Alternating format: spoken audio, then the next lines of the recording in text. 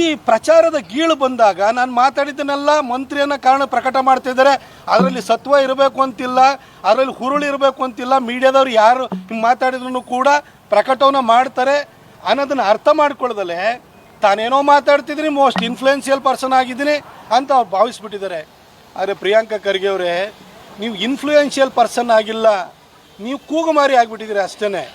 ನಾನು ಹಿಂದೆನೂ ಕೂಡ ನಿಮಗೆ ಹೇಳಿದ್ದೆ, ಯಾವ ನೆಹರು ಅವರ ಮರಿಮಗಳ ಹೆಸರನ್ನು ನೀವು ಇಟ್ಕೊಂಡಿದ್ದೀರಲ್ಲ, ಆ ನೆಹರು ಕೈಲೇ RSSನ ಬ್ಯಾನ್ ಮಾಡೋಕ್ಕಾಗಲಿಲ್ಲ.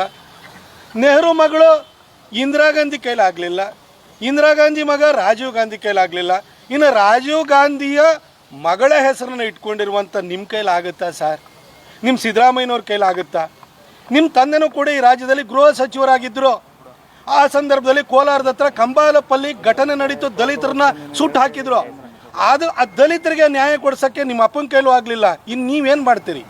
ಕಳೆದ 45 ವರ್ಷಗಳಿಂದ ಕಲಬುರಗಿಯನ್ನು ಕೊಚ್ಚೆ ಮಾಡಿರೋರು ನೀವು, ಅಪ್ಪ ಮಗ. ನೀವು ಆ ಒಂದು ಊರನ್ನೇ ಉದ್ಧಾರ ಮಾಡಲಿಕ್ಕಾಗದಂಥ ವ್ಯಕ್ತಿ ಜಗತ್ತಿನ ಎಲ್ಲ ವಿಚಾರಗಳ ಬಗ್ಗೆನೂ ಮಾತಾಡ್ತಿದ್ದೀರಿ.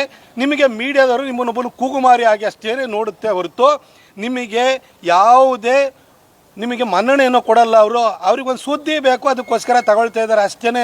ಪ್ರಿಯಾಂಕಾ ಖರ್ಗೆ ನೀವು ಇನ್ಫ್ಲೂಯೆನ್ಷಿಯಲ್ ಪರ್ಸನ್ ಅಲ್ಲ. ಆದರೆ ನಾನು ನಿಮಗೆ ಹೇಳ್ತೀನಿ, ನೀವು ಯಾವಾಗಲೂ ಕೂಡ ಅಂಬೇಡ್ಕರ್ ಸಂವಿಧಾನ, ಕಾನೂನು ಸುವ್ಯವಸ್ಥೆ ಎಲ್ಲ ಬಾಬಾ ಸಾಹೇಬರು ಎಲ್ಲರ ಬಗ್ಗೆ ಮಾತಾಡ್ತಿರಲ್ಲ ಪ್ರಿಯಾಂಕಾ ಖರ್ಗೆ.